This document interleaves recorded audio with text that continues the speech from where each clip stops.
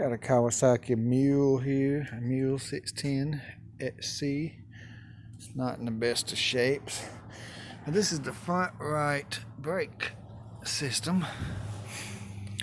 You see its drums. There's a little rubber seal here to keep it dry. This was a booger to get off here. Took some slide hammer and pull that off. Probably never been worked. It don't even look like the brakes work, honestly. They look pretty good.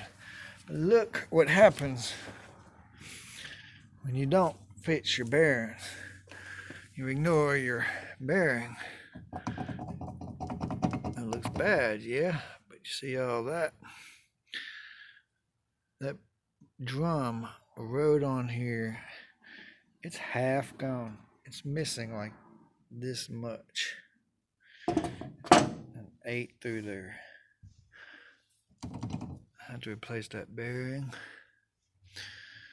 The guy ignored it so much that they put a spacer this big to take up the gap. Not good.